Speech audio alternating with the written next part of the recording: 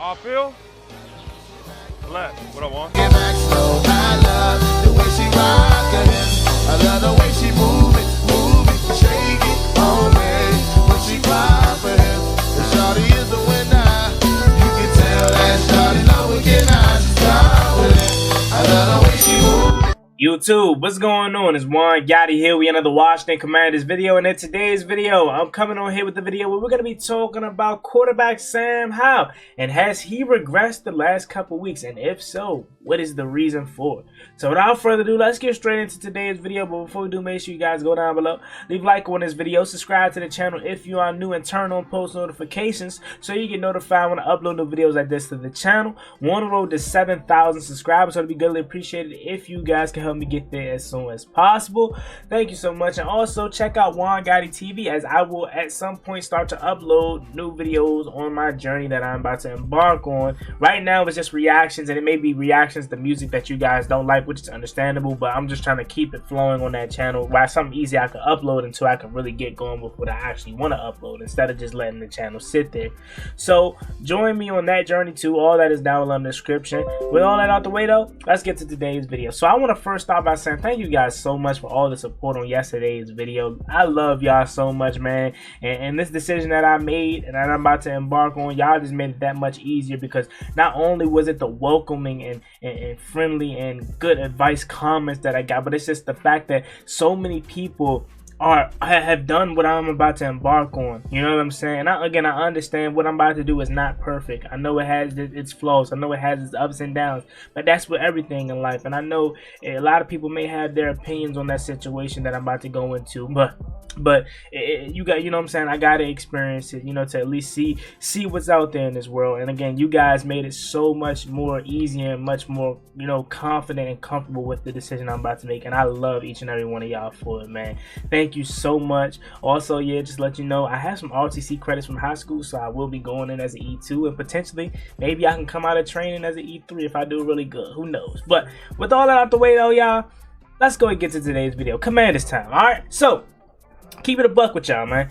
I could care less about these games coming up. I really could care less. I'm gonna watch because it's my team and I love them, and I'm gonna cover them because that's what I do in stream and stuff like that. But what I'm really focused on is this off season, the draft, the new coach, the new GM. I'm worried about the future players that's gonna be here, like Sam Howell potentially. That's what I'm worried about. Okay, this game is background noise from here on out, the last couple games, right? But I do want to talk about Sam Howell specifically, because the last couple weeks Sam Howell has not looked as sharp and as good as he did in recent weeks. And I think I know why. I really do. Now, I don't really look at the numbers to really tell how good a player has been, because a player could easily have 300 plus passing yards, but those all be garbage time stats as his team is getting blown out. Or a player could have only 100 passing yards, you know what I'm saying, but still have 3 rushing touchdowns or something like that, you know. So stats really don't tell the story of the full game. The eye test does. And again, the last couple weeks Sam Howell has not been really sharp. I think the last time Sam Howell has been really sharp was that Seahawks game, and that was November 12th. So that was always you know, that was a month ago, to be honest with you. And I think I know why. I really do. I think that Seahawks game, after we lost, it really deflated him as far as like his confidence in this staff. I still fully believe in Sam Howell personally, and I think he is the franchise quarterback here, but the current staff, I think, deflated him after that Seahawks loss. You saw how depressed and sad he was after that Seahawks loss, after that defense had let up a touchdown after he just had got us the lead back.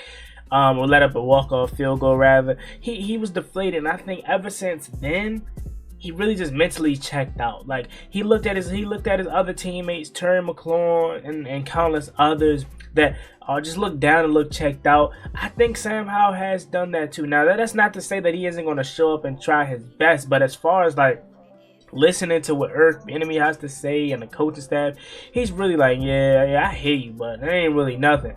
You know what I'm saying? You ain't really saying nothing. But I think that's what it is. I think that's why his performance over the last couple weeks has decreased. His last couple weeks he has no touchdowns and an interception. In the Giants game, he had 1 touchdown and 3 picks. The last time he played really good again was that Seahawks game where he had 312 passing yards and 3 touchdowns and no picks. Now again, I know stats don't tell the full story, but we've watched all these games, so we know the eye test correlates with some of these stats. And Sam, in my opinion, has an opportunity to show what he has to the next ownership. And I hope these last couple weeks haven't deteriorated the owners from potentially giving Sam Howell the job. Now, if I'm Sam Howell, although I have mentally checked out, I still got to perform well because I'm fighting for a potential first string job. Because look, we're at full. If this team somehow loses out and we get as high as potentially 2, there's no guarantee that Sam Howell is going to be the quarterback here next year. Again, I already laid it out for you. If Washington somehow gets 2 and Chicago, they stick with Justin Fields for another year, they could very well. A lot of people think they're going to trade back, which could potentially be the best thing for them to do is to trade back. But they did that last year and got a haul. Yeah, you could do that again. But at 1 last year, if you weren't going to take a quarterback, neither of the quarterbacks, there weren't nobody else that was really worthy of that first overall pick. So it kind of was easier to trade back. But Marvin Harrison could very well be the first player off the board. And how shocked would y'all be about that? Me personally, I wouldn't be that shocked. I wouldn't at all. So if Washington somehow gets 2 and Chicago takes Marvin Harrison, because there's no need to really trade back because we already got a haul last year and we're trying to win this year. Get Marvin Harrison at 1, Washington's now on the clock at 2, and who's this sitting prize possession? Caleb Williams, and now we hold all of the marbles. We could either get Caleb Williams, move on from Sam Howell, trade him, whatever, or keep him as a backup, and Caleb Williams is our guy. Or we can trade back. That's why it's very important that Sam Howell still tries his best and plays well, because it's going to be very, very interesting what this new head coach and new GM do. Because if Sam Howell continues to, not play well, although again, to me personally, I don't think this is a show and tell of what Sam Howell really can do. I think we've seen what he really can do in the games earlier in the season, i.e. both Eagles game, the Broncos game, the Seahawks game. I think he's shown us multiple times what he can really do on occasions.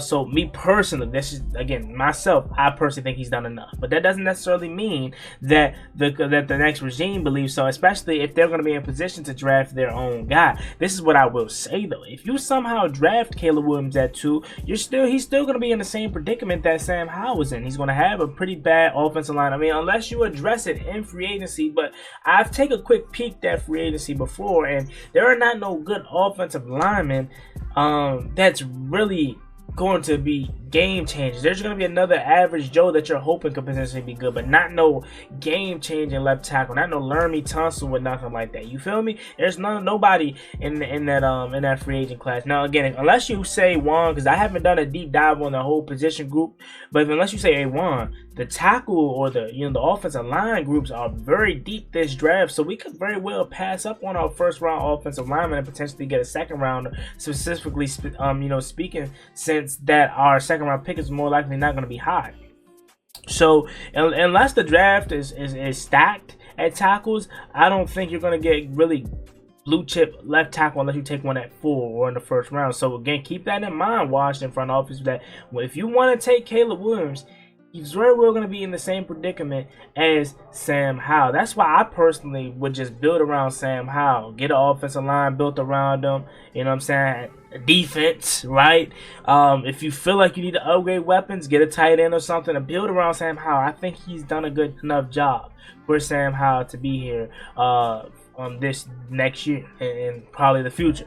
But again, I just want to come here. Let me know what y'all think down in the comment section. I know we've been watching the same game, and Sam Howell has not looked the same. And I think, again, it's not that he's bad. It's not that he just somehow fell off. It's not just, again, it's more so just the lack of scheme. And then the lack of, successful play calling, and him just finally realizing, hey, this ain't going nowhere. You know what I'm saying? He putting it all on my shoulders. I got to do everything. I ain't getting no help from nobody else. It's all on me. And he putting all that pressure on a 23-year-old. You know what I'm saying? And expect him to be just perfect. You know what I'm saying? Remember, this is the same guy that was throwing the ball 40 to 50 times earlier on in the season. So, to me, there's enough there's enough like footage out there to see what he can really do at top peak. But right now, don't let the month of December and January, when the season's already over, decide how if you want to keep Sam Howell or not. So if I'm Sam Howell again, I would try my best to go out there and perform well. But if he doesn't perform well, I'm not gonna let that judge what he has done already. Because I know what he can play like. I just personally think he's checked out, similar to the rest of the team. But that's all I really got to say today about that. Let me know what y'all think down below in the comment section. Has Sam Howell regressed to you? And if so, what do you think the biggest reason was for the regression? Is it him? Is it Eric? Is it you know, him just checking out? Or do you think Sam Howell is just, again, not that good? Let me know what y'all think about this down below in the comment section. As always, me and boy Juan Gotti. Y'all have a blessed one. See y'all later. Peace.